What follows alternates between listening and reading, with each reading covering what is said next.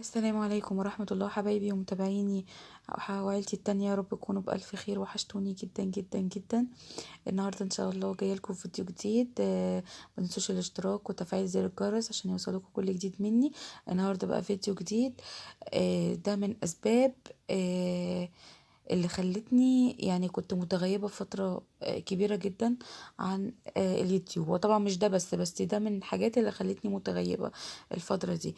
طبعا العزال ده من أصعب الحاجة اللي ممكن تمر على بني آدم، يعني عدم الاستقرار وان انت تبقى كل شوية في مكان. دي حاجة صعبة جدا جدا جدا.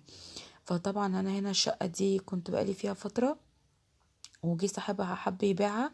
فطبعا يعني ما ادانيش وقت عشان خاطر ادور على شقة تانية، كان الوقت قليل قوي.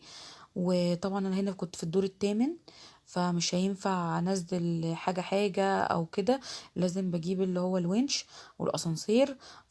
يعني بتلمي في يوم واحد ويتحط كله في الشقة التانية في يوم واحد.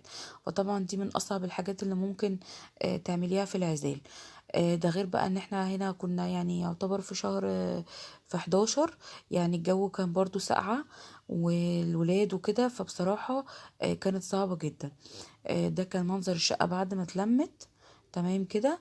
وهنا طبعا انا لما والله العظيم كل ده لوحدي، يعني انا وديما وياسين. عشان خاطر ما كانش معانا حد وما عرفتش اجيب حد يعني وكده يساعدني. فكنت انا اللي بلم، والله كل ده انا اللي عاملاه لوحدي. خدت اسبوع كامل كنت بلم في الحاجة. وطبعا انا عفشي وحاجاتي كتير، يعني انا عندي انتريه وسفرة وصالون وأوضة النوم وأوضة الأطفال والمطبخ. يعني عندي حاجات كاملة. فطبعا شيلها مش بالسهل، والصيني طبعا ده لوحده أساسا قصة كبيرة. ده غير ان انا كمان حاجتي من الصيني اتاخدت واتسرق.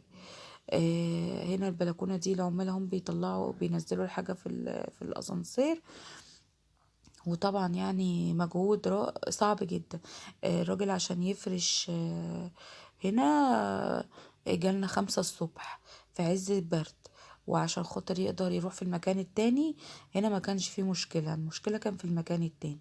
عشان خاطر كان شارع عمومي يعني، فمش هينفع يوقفوا فيه العربية والونش كتير. فاضطرينا نطلع بدري عشان خاطر ايه ننجز. احنا الساعة 5 بدأنا. كان تقريبا الساعة 5. الراجل جه الساعة 4:30. وعلى ما بدأنا بقى كان 5 على ما نصب وكده. وبدأنا خدنا حوالي من 5 لحد 7 واحنا ايه بننزل في الحاجة. وطبعا الحاجات اللي اتكسرت، وعندي الانتريه مش عارفة دراعة اتقطم وده في الكرسي. وكراسي السفرة كلها اتكسرت من تحت. وهنا الونش اهو بالمنظر اللي انتوا شايفينه ده، اللي هو بايه بيطلع عليه الحاجة ويحط عليه الحاجة. بصراحة صعبة قوي وفترة صعبة. بس الحمد لله والله ربنا ايه بيسر الامور من عنده وبتعدي. طبعا خدت حوالي اسبوع لم. وعشان برضو افرش يعني برضو خدت وقت طويل على ما لاني كنت هلكانة، يعني على ما روحت هناك كان بدأ التعب يحل عليا. فالموضوع كان صعب. انا كنت باي باي لكم خلاص وانا نازلة كده. احنا رحنا على المكان التاني تمام. ودي ايه كان هنا هو بينصبوا برضو الاسانسير، وحبيت اوريهولكوا هو بيتنصب من هنا شكله بيكون عامل ازاي. واسفة على صوتي لاني مبحوح شوية. هنا بقى الشقة التانية اهي. طبعا دي صغيرة خالص عن الشقة اللي انا كنت فيها. وبجد دي حاجة يعني خانقاني، بس ما كانش في وقت ان انا ادور براحتي. كان الراجل البيعة بتاعته هتبوظ، وبرضه الواحد ما بيحبش يأذي حد. فاضطرينا ان احنا اللي نلاقيه قدامنا ناخده. هي طبعا اول ساكن مفيش مشكلة، بس ولكن اوضة صغيرة والصالة بتاعتها صغيرة وانا العفش بتاعي كبير.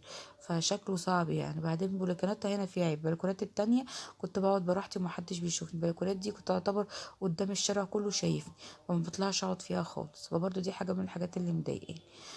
لكن هي كتشطيب كان كويس، يعني لسه كل حاجة جديدة وجميلة ومحطوطة ايه تمام. انا حبيت اوريها لكم اديكم جولة فيها كده وانا قبل ما تتفرش. وان شاء الله باذن الله اما اجي افرش هبقى باذن الله كده يعني اصور لكم كده. مش هصور لكم وانا بفرش، انا هصور لكم بعد ما اتفرشت. حتى لو هنزلها كده على شورتس يعني، لان بصراحة لسه ما استعدتش قوتي ان انا آه، اعمل فيديوهات كده روتين وكده لسه. انا من ضمن الحاجات اللي اتكسرت معايا كمان الستاند، وعشان كده كمان مش عارفة اعمل روتين كويس، وبعدين انا لسه تعبانة يعني. فده كده يعني منظر الشقة، ويا رب يعجبكم، واستنوني في فيديو